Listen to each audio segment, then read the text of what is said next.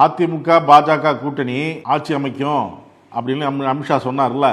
அப்போ முதலமைச்சர் வேட்பாளரை சொல்லல அப்படின்னு எல்லாரும் சொல்லிட்டு வந்த நிலையில் இப்போ சமீபத்தில் மூப்பனார் புகழஞ்சலியில் பாஜக மாநில முன்னாள் தலைவர் எடப்பாடி பழனிசாமியை முதல்வர் நாற்காலியில் அமர வைப்போம் அப்படின்னு சொல்லியிருக்கிறார். யார் சொல்லியிருக்கார்? பாஜக முன்னாள் மாநில தலைவர் சொல்றாரு சார், எடப்பாடி பழனிசாமி தான் முதல்வர் வேட்பாளர்.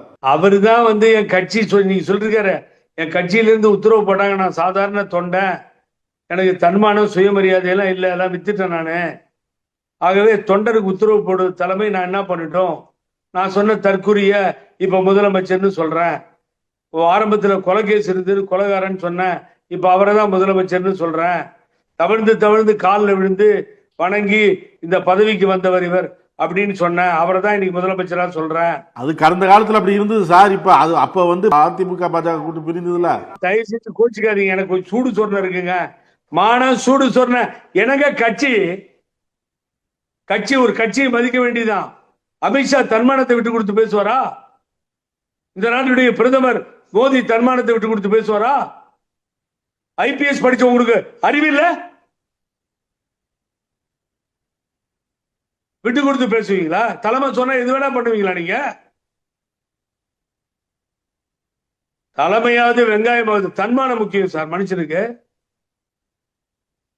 நான் இப்படிப்பட்ட ஆள், பச்சை துரோகின்னு சொன்ன ஆள், இப்படிப்பட்ட மனிதரோட என்ன சேர சொல்ற தலைமை எனக்கு தேவையில்லைன்னு தூக்கி போட்டு வெளியில வாங்க சார். அரசியல் பொழப்பா நடத்துறீங்க நீங்க. பச்சை கீழே கையெழுத்து போட்டு 10 வருஷம் 10 பைசா வாங்காம உழைச்ச அதிகாரின்னு உங்களை சொல்லிட்டீங்களா இல்லையா? நீங்க ஏழை விவசாய குடும்பத்துல பிறந்தவன், மாடு மேய்க்க வந்துட்டேன் பரவாயில்ல, தலைவர் பதவியிலிருந்து எடுத்தாலும் பரவாயில்லன்னு சொன்னீங்களா இல்லையா? நீங்க தலைமை நொட்டுச்சான். தலைமை போய் சொல்லுங்க உங்க தலைமைகிட்ட, அமித்ஷா கிட்ட, அவர் தன்மானத்தை விட்டு கொடுத்துருவாரான்னு, சுயமரியாதையை விட்டு கொடுத்துருவான.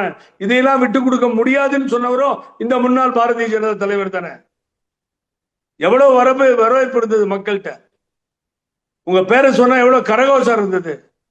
எல்லாம் போயிடுச்சு, மான மரியாதை எல்லாம் போய் பழனிசாமி பக்கத்துல முகத்தை பார்க்க முடியாம கூனி குறுகி அப்படி திரும்பி பார்க்க முடியாம அப்படியே திரும்பி பாக்குறீங்க. அந்த ஆள் எங்கேயாவது உங்கள்கிட்ட ஒட்டுவாரான்னு கையை கொடுத்தா வேணான்னு ஒதுக்குறீங்க. கொஞ்சம் தன்மானம் ஒதுக்குது. தனி மனிதனை விட கட்சி பெருசு, கட்சி எடுக்கிற முடிவை தானே கேட்கணும் சார். அதுக்கு நீங்க இப்படி எல்லாம் பேசிருக்க கூடாது. அரசியலே வேணான்னு போயிடுவோம், பழனிசாமியோட தொடர்பு வச்சுக்க மாட்டேன்னு ஏன் சொன்னீங்க?